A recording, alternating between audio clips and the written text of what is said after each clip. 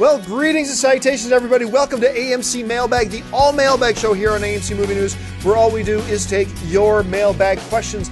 My name is John Campea. I am the editor-in-chief of AMC Movie News. I'm so glad you decided to join us on this Saturday. And joining me, of course, is the host of AMC Mailbag, Miss Ashley Mova. Ashley, how are you doing? I'm good. How are you, John? I'm doing fantastic. We didn't do a show last weekend. I know, and I'm sure I'm better than you because you've got drills in your teeth going on. Yes. But you have a shaved face, so you must feel comfortable. I have a shaved face. No Shave November is done. I had a couple teeth pulled. And then screws drilled into my jawbone. How are you feeling, though? I'm feeling fine now. Oh, okay. They gave me lots of amazing drugs. Perfect. Which made me feel fine. And it's getting there now. And so I'm getting this. But it was a good Thanksgiving. Even though it's, to me, as a Canadian, it's not real Thanksgiving. Did you celebrate it at all? I did, because my family here, I'm married here, my family here celebrates it. Mm-hmm. But I got to sit down and watch them eat a lot of great food. Torture. That was awful. That was awful. How was your Thanksgiving? It was good, but I didn't eat as much as I wanted to. I thought I ate, but then when I really backtracked, I was like, what the hell? I didn't eat much. So then I ate some more pie, and I felt a little bit better, but... Well, there you go. Can't complain. Well, folks, this is how this show works. We take your mailbag questions. Listen, if you want a question on this show or a topic brought up, just email us anytime at amcmovietalk@gmail.com. Send them on in. Maybe you'll see your questions on AMC Mailbag. Maybe you'll see them on Movie Talk during the week. Just send in the questions, take a shot. Let's see if we can get your question on here. So with that all being said, Ashley, what are we starting with? Robert Miller writes, hello, AMC Movie Talk. Love your show. Been watching for almost a year now. Do you think Bad Santa will ever get a sequel? I always thought it would be awesome if they made a bad Easter Bunny or something and bring Billy Bob back, or give it the Tommy Boy / Black Sheep treatment, bring back the same actors but different characters. Thanks, and keep bringing the filth. Bad Santa is so bad in all the best ways. A good way? It's so... wrongly funny. Yeah. And that's what has stuck with people so much. Now, let's talk rationally here. Bad Santa came out, I believe, in 2003, 11 years ago.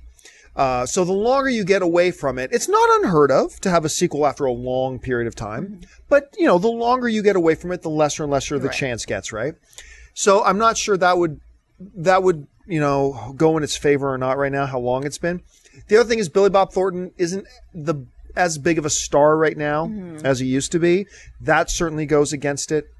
I love the notion about doing the whole, what did he call it? The Black Sheep and Tommy Boy thing. But, two of the key cast members, not the two most important cast members, but two of the key cast members of Bad Santa have passed away. Talking, of course, with Bernie Mac has passed away, and the late, great, iconic, forever John Ritter has passed away. Now, of course, we still have, I keep calling her Lauren Graham is her name. She was from, what was that TV show she did, her and her daughter? Gilmore Girls, thank you. The Gilmore Girls fame, which is so cool seeing this woman from this family-friendly kind of Gilmore Girls show to asking Santa to drill it to her harder. That was a eye-opening kind of a thing. It was a different kind of an experience. But I mean, so all those things put together, Billy Bob Thornton not being the star that he once was, it's been 11 years and counting, so that lessens the chance. Two of the cast members have since passed away. So all that put together, I think it's time I think this is one we leave alone. And so I don't think we're going to see it. Right. That makes sense. I mean, what could they even write a sequel about? That's for one thing. Bad Easter Bunny. Oh, I guess, like another bad holiday kind Hanukkah. of thing. Bad Hanukkah. I don't... Coming to a theater near you, ladies and gentlemen. I love that.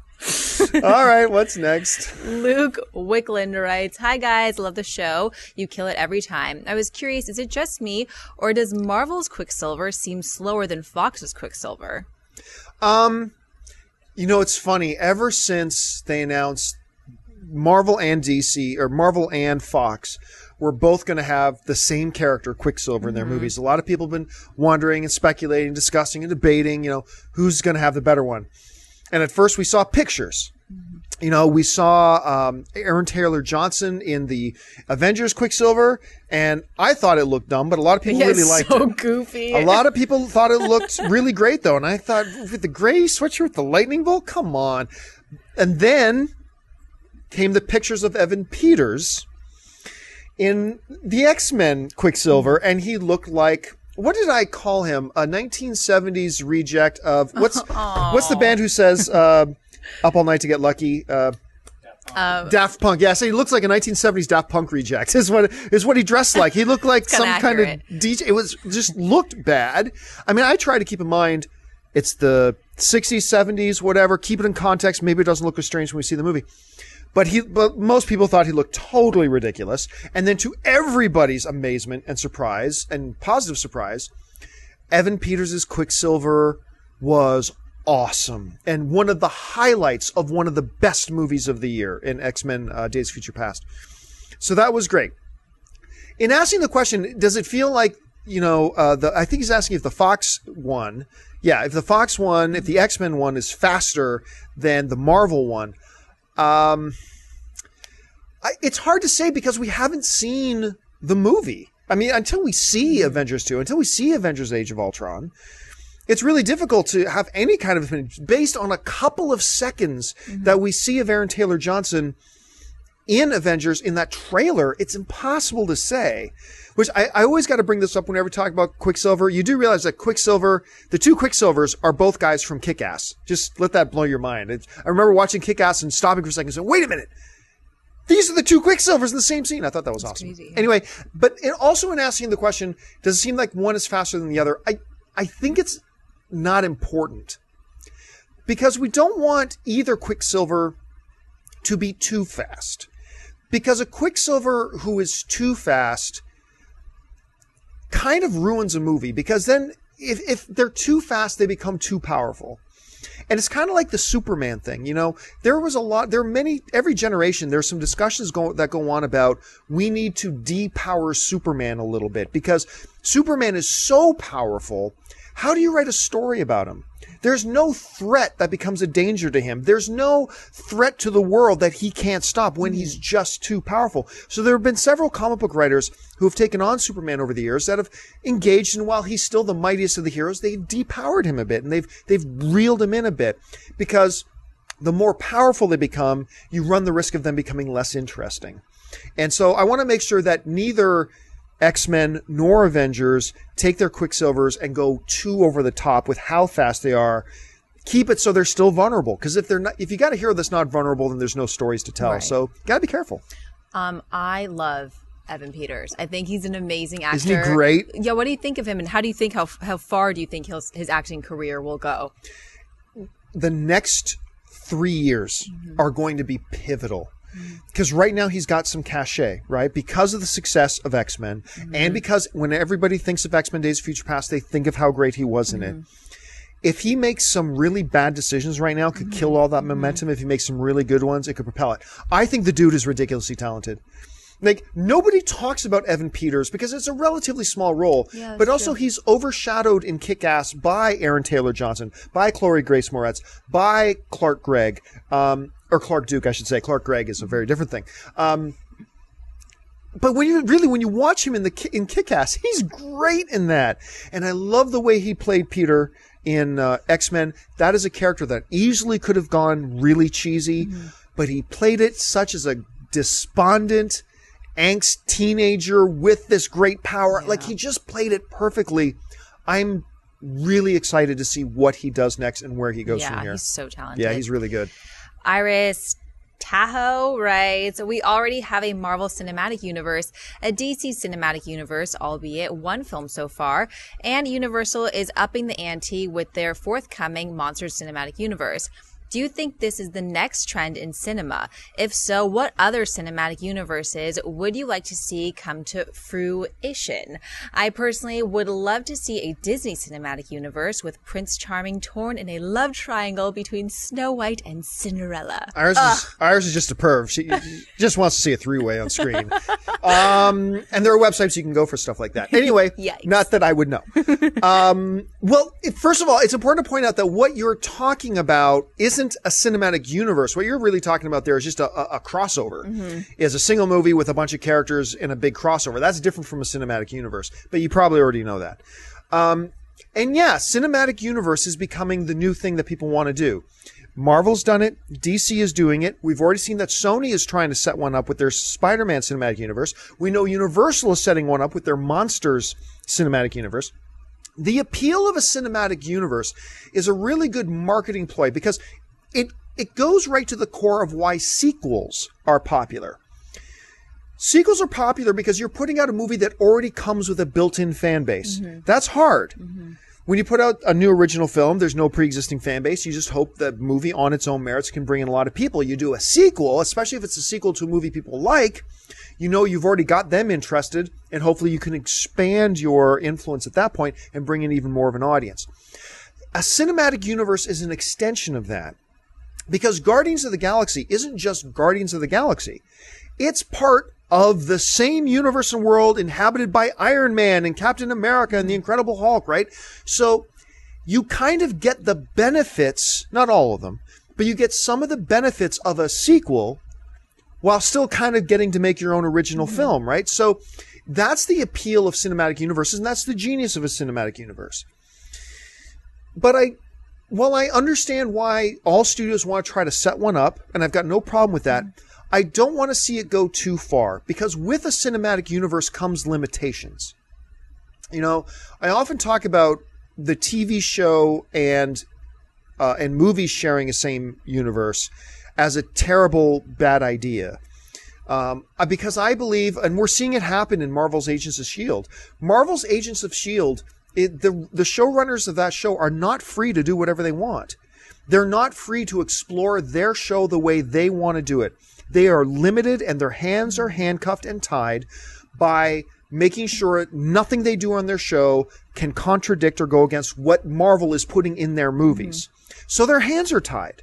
They're limited in what creatively they can do. And the result is a really bad TV show.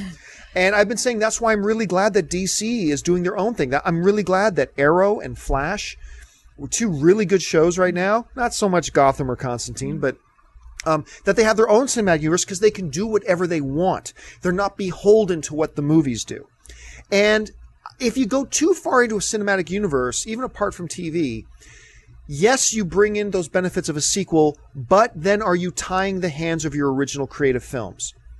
Maybe, maybe not. We'll have to wait and see. But it's a definite trend. You're absolutely right. That is what they're doing. And I can see the benefit and the appeal of doing it. Yeah. The Pixar theory, which would you say would fall into that category? And I'm so fascinated by that. What's your opinion on that? The Pixar theory, for those of you who aren't aware of what the Pixar theory is, it's this... It's completely fan made, just so everybody knows. It is? I'm fairly positive it's completely fan made. But it's an explanation, if you will, about how all the Pixar films actually tie together and they are part of one cohesive cinematic universe. I love it. It's just a theory. It's an interesting theory. Great. I wanted absolutely to no doubt. It's totally an interesting theory. And hey, look, if John Lasseter, head over at Pixar and Disney Animation, decided to go, I think I like this theory. We're going to make this canon. We're going to make this part of our world and our universe. I'd be totally for it. Oh, yeah. I mean, Pixar, notwithstanding Cars and Cars 2, Pixar just hits it out of the park every time. And that new film they got coming out, Inside Out, I talk about this on the show. Last year at CinemaCon, last April, they showed us 15 minutes of this new Pixar film coming out next year called Inside Out. And I'm telling you, this could be, maybe, but it has the chance to be the best movie Pixar's ever put out. Whoa, I'm telling you, big shoes to fill there. I am drooling at the thought of it. I cannot wait to see this film because Pixar's awesome. Yes, it is. Yay! All right, what's next? Chris writes, like every other fanboy out there, I've been watching the episode 7 trailer obsessively, but I don't think it shows us as much as some people think it does. If we had seen certain images from A New Hope, we might have assumed Mark Hamill and Harrison Ford were playing stormtroopers before the fact. My question is about the first real trailer for the film.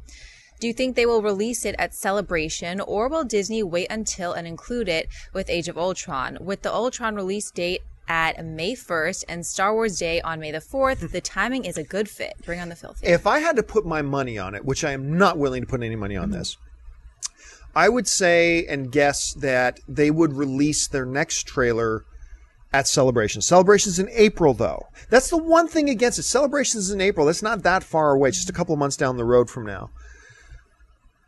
I never really would have thought releasing it just with Age of Ultron, but Chris raises an amazing point. it's 3 days away from May the 4th. May the 4th be with you. That's why, for those of you who don't know, that's why May the 4th is Star Wars Day. So clever. I don't know who started it. So genius. It's such a stupid thing, but it's like a eureka thing. Of course, May the 4th be with you. Star Wars Day. It is my Christmas. No, it's not. But that makes a lot of sense. It's about a month. Well, it's really only about 3 weeks closer to the release of Star Wars. It's a Disney umbrella film, much like Star Wars is, Age of Ultron. It makes sense. And Celebration also makes sense, but they don't need to release anything at Celebration if they want to. So here's what I think. If I had to put money on it, and I'm not, but if I did, I would think they would show the audience at Star Wars Celebration in Anaheim, California on August 16th. They will show the audience a new trailer there, but not release it until 3 weeks later with Avengers Age of Ultron and the May the 4th weekend coming up. That seems to me to make the most sense. Do you think anything could happen? Like when the title dropped, it was so strange to me. I even came into the studio and I was like, was that real? Because it was such a strange way of releasing it. Do you think anything similar could happen with the trailer? That they would just post it on their Twitter one day? Yeah, I mean, you're absolutely right. When it's like Star Wars announced the name of the movie, The Force Awakens, via a quick random out of left field Twitter post. And I can't remember if you were the one who asked me this, but it's like, did they do that because somebody else was going to drop something? I know several people wrote into Mailbag asking that. And I believe that. I do believe the theory that Disney got a heads up that somebody was about to leak the name of the movie. And they did, if that's true, they did the wise thing by, you know what?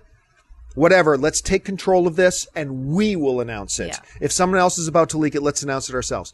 Is it possible in today's day and age that, you know, something like that could happen with a new trailer? We just saw it with Avengers Age of Ultron, right? Marvel was going to release the first Age of Ultron trailer with Marvel's Agents of S.H.I.E.L.D. Yay! Oops, 4 days early. Somebody else released it. So like, well, damn, we better release it ourselves. And that's what they did. Could that happen with Star Wars? Absolutely. I believe Star Wars and Lucasfilm have shown that they are smart enough and savvy enough that if they catch wind that somebody got their hands on a new trailer or whatever, they will get ahead of it and release it themselves. And I think their parent company, Disney, has already shown that their willingness to do that with that Avengers Age of Ultron leak, and that would be the smartest thing for them to do. I hope it doesn't happen. How does someone get a hold of that? Would it just narrow down to a certain group of people, or could someone send it to a friend or something? I mean, I don't have any respect. I mean, some people look at people who leak news and who leak footage as almost heroes. I see them as less than heroes. I was about to swear. I see them as like cowards, you know? Look, you're not robbing from the rich and giving to the poor. You're not saving people's lives. You're not feeding the hungry. You're stealing something and releasing it before it's meant to get out, which ultimately I think robs us as the fan experience. Look, I hate Marvel's Agents of S.H.I.E.L.D. I hate that show. But the show has a lot of fans. And they were really excited that first Avengers trailer was going to be shown during their show. That they were going to get to watch that show and have the first trailer drop and all this kind of stuff. And Marvel had this great plan. And then somebody had to spoil it for them by stealing it and putting it online early. And it ruined it for all those fans. It ruined a fan experience. And I think that's what people are doing. But I understand that they do it, and it's going to keep happening. So if it does, take ownership of it, release it yourself, and take control of the situation. Kyle Curtis writes, hello guys, huge fan. Quick question. Since DC didn't announce someone playing Green Lantern, would that mean that Green Lantern won't be in Justice League Part 1 or 2? Just curious what you guys think. Thanks, and bring on the filthy. It doesn't necessarily mean there's no Green Lantern in Justice League Part 1. Although, I would have my doubts that Green Lantern's going to be there. Plus, you don't want to blow your proverbial load all at once, right? Like, you don't want to bring in look, they've laid out a 6-year plan. There's no need to just come right out of the gate and have every character now and nothing left to look forward to. The Green Lantern movie is going to come at the very earliest in 2020, you know? Still 5+ years away before that comes out. So, there's no need to bring in Green Lantern right now. I think they want to still put a little bit of distance between the last Green Lantern film, which was obviously a big disappointment to a lot of people, and when the new one comes out. And this is a good time for them to do that. Let everybody take a break. Bring in these other characters. Bring in the new Batman. Bring in Cyborg. Bring in Wonder Woman. Bring in Batman. All this kind of stuff being played by a new actor now in Ben Affleck. Let everybody get into that.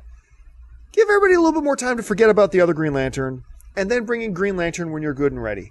No need to blow it all at first. No need to bring them all in right now. So I don't know that they're not bringing in Green Lantern for Justice League Part 1 or Part 2. But I think it would be wise for them to hold off.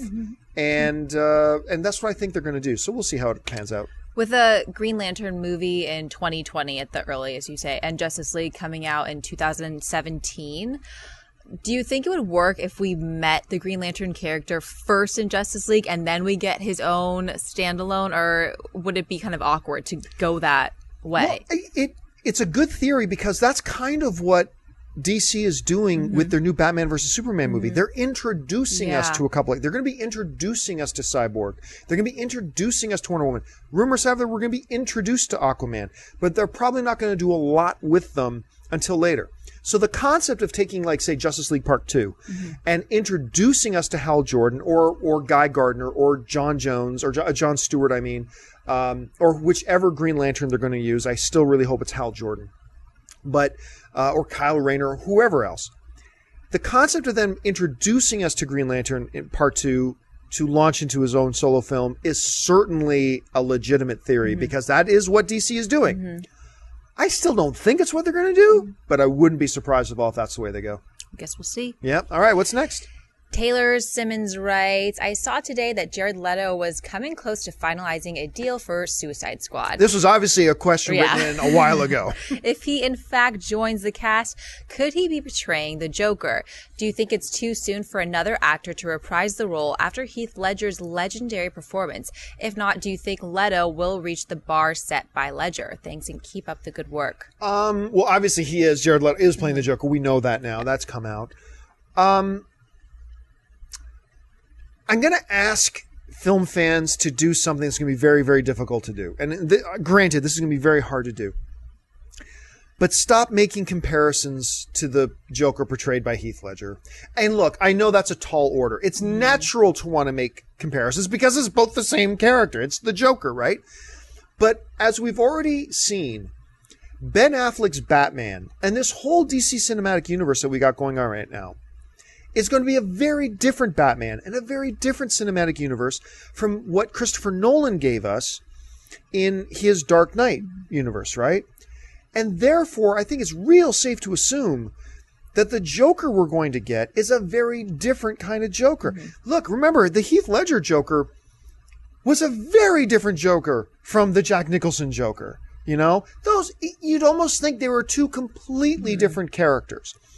And I think in as different as Jack's was from Heath's, I think Jared's Joker will be its own unique Joker. Capture the spirit of what the Joker is, but how that manifests is probably going to be very different from what we've already seen.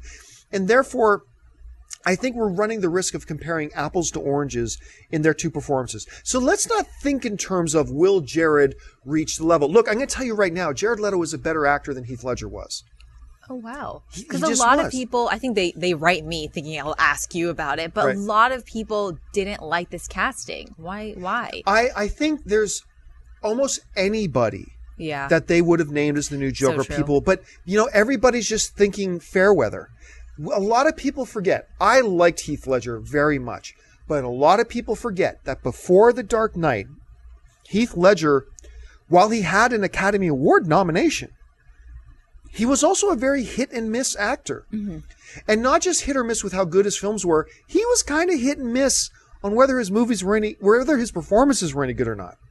Because for every Dark Knight, you also had a Casanova. For every Brokeback Mountain, you also had A Knight's Tale. You know, he was hit and miss. When Heath Ledger was on, he was as good as anybody else in the business, whether it's Brokeback Mountain, The Dark Knight, whatever. Jared Leto, though, I think is on a different level. I think he's definitely a more consistently excellent actor than, say, Heath Ledger was. But is Leto's peak, like when he's on, is it better than Heath Ledger's when he was on? Consistency-wise, Leto's the better actor. But if they're both operating at 100%, who's better? Not sure. Leto, though, has got that Academy Award on his mantle. He's the reigning, defending Best Supporting Actor champion of the Oscars right now. Right now, he's one of the best in the world. And you got to beat the man to be the man. So right now, Jared Leto's the man. But once again, it's going to be hard to not compare the two. I just hope we all sit back, relax. First of all, understand what Joker is it that DC is trying to give us right now. And then evaluate Jared Leto on his deliverance of that Joker, not whether or not it compares to this other Joker that somebody else did. So it's going to be hard to do. Yeah, that makes sense. All right, what's next? D.A. Miller writes, "Hey AMC movie maniacs, I love the show. I have a question regarding how older movies compared to modern movies. Everyone grades movies on how many millions of dollars it makes, but that is confusing considering I saw a matinee in the 80s of The Empire Strikes Back for only $2, and I can only guess how much movies cost in the 30s and 40s. So if you compare one old movie view to one modern movie view, what movie would be the leader?" This is always a big question about how do you compare different eras. This is the same as in sports debates. You ask, is Floyd Mayweather the greatest boxer of all time? Is Manny Pacquiao the greatest boxer of all time? Like, well, how do you compare them to Muhammad Ali? How do you compare them to Joe Frazier? How do you compare them to, like, all these, whether it was Sugar Ray or one of these older style boxers that was a different era in a different time? How do you compare it? Or which is the greatest hockey team of all time? Which is the greatest basketball player of all time? There are so many different factors. And what we like to do as human beings, we just want a simple answer. And I think when talking about box office results in movies from different eras, we want a simple answer. And oftentimes we'll just go, inflation. Let's just figure in inflation, and that tells us what's truly the best. But it doesn't take it. There's a lot of other factors we got to think about. Back when Gone with the Wind came out, you didn't have 900 feature-length films coming out every year like we do today. When the original Star Wars came out, you didn't have 40,000 movie theaters available. When Kramer versus Kramer came out, you didn't have home video game systems and 500 channels on your cable dish competing for your entertainment dollar. So you have to take into consideration inflation, yes, but you got to take into consideration too 50, 60, 70, 100 other cultural, elements that you got to take into consideration in figuring out how do you compare the two. Ultimately, you just can't. You just can't compare them. They're different eras. They're different times. They had their own unique set of circumstances and whatever. But if you want to just go to inflation and look at which was the biggest money-making movie of all time, if you take inflation. Now, right now, the average cost of a movie, if you were to go to a movie anywhere in America, the average cost of a movie ticket is $8.12. That is the current average ticket price. Yeah. So if you want to break down, okay, let's figure out not how much money they each make, how many tickets did a movie sell in its day, rounded up to $8.12 per ticket. What is the number one money-making movie of all time? Do you have any guess? Any wild guess what the number one money-making movie of all time is? Beats me. Oh my God, any guess is going to be embarrassing, so go for it. Tell me. The number one box office movie of all time, taking inflation in consideration at the average ticket price of $8.12, is actually Gone with the Wind. No way! Which would have made, once again, not taking any of the other dozens and hundreds of cultural things that we have to take in consideration, but putting all that out the door, adjusted for inflation, Gone with the Wind made $1.6 billion in North America alone. Oh my gosh. That's not even worldwide totals. The number two movie of all time would be Star Wars at $1.44 billion. That was going to be my guess. Number three is Sound of Music at $1.15 billion. At number four, E.T. at $1.151 billion. Number 5 is Titanic at 1.1 yes, that's billion. what I was going to guess too. I'll just do the top 10. Then at number 6 would be The Ten Commandments at 1 billion. At number 7 is Jaws, also just over 1 billion. At number 8 is Dr. Zhivago at just over 1 billion. At number 9, The Exorcist at 898 million. And at number 10, Snow White and the Seven Dwarfs at 885 million. That list is so interesting. Isn't that cool? That's crazy. So that's the adjustment. Remember, that's just taking inflation into consideration, not all the other factors that we probably should be considering. But that's interesting trivia there. That's really cool. I like that. Post all right. that. What's next? Charlie Shotton writes, "Hey AMC crew, you are the best. My question is simple. Why is it Star Wars The Force Awakens, not Star Wars Episode 7 The Force Awakens? I'm not complaining, but it has been bothering my brain since they announced the title. Bring on the filthy." Simple answer, because none of the Star Wars films are titled... Star Wars Episode 4 is not titled Star Wars Episode 4 A New Hope. It's just Star Wars A New Hope. It's known as Episode 4. The Empire Strikes Back is not known as, Episode 5, The Empire Strikes Back. It's Star Wars The Empire Strikes Back. And then it's referred to as Episode 5. Oh. Episode 7 will be referred to as Episode 7, but in consistency with all the other Star Wars films, the consistent naming model is Star Wars The Force Awakens. When that opening crawl starts, it'll say Star Wars Episode 7 The Force Awakens, but the name of the movie, as with all the other movies, is Star Wars subtitle. And the chapter number comes a little bit later. That's another piece of trivia. Another little piece of trivia for you. What's up with the Roman numerals? Why not just regular numbers? Because Roman, I understand you're not that educated. Let me fill you in. What's up with the Roman numerals means classy. I have no idea so why Roman numerals. I don't know. The only answer I got for my also uneducated mind on all this is just it looks classier. It does. It does. The little Roman numeral IV looks classier than the number 4. I would football. That's why they have it, because it looks classier. I have no idea when the Super Bowl logo comes up and all the 16 Roman numerals come up. Like Jonathan's back there, he's like, just so classy. I have no idea what these means. Super Bowl XVIWIIX. I have no idea what that means. So I just wait for an announcer to say, "Welcome to Super Bowl 55." Oh, got it. What are they up to now? What is the Super Bowl? I'm a Grey Cup guy. So I'm Canadian. So what is the Super Bowl up to now? I want to say the 30s. Even the Americans in the room don't know what it is. We don't know what that means. A C and an M and a B. A C and an M and a V. It's just random stuff put in there. So maybe when Star Wars gets to like episode 74 or whatever, we're going to get really crazy with these Roman numerals. But it's a good question. Yeah. Because I'm a simpleton, I just would have put the number 4 and the number 5. But George Lucas is clearly classier than the rest of us, and he knows what he's doing. George Lucas. Hey, it's not a movie-related thing, but do we have what number Super Bowl are we at right now? Do we have in Roman terms? XLIX.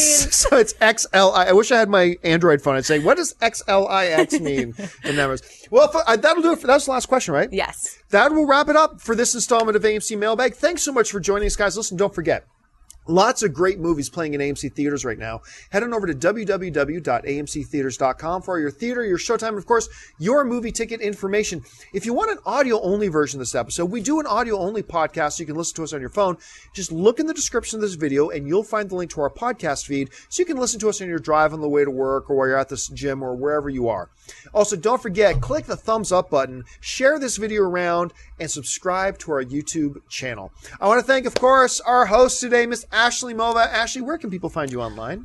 Twitter, Instagram, at Ashley Mova. Have a good weekend, guys. And, of course, you can find me on all the various social media networks, just at John Campia. Thanks to Dennis Zen operating the board over there, Jonathan Voico back there for being our fact checker today, and thank you to you guys for joining us. My name's John Campia for AMC Movie News, and until next time, bye-bye.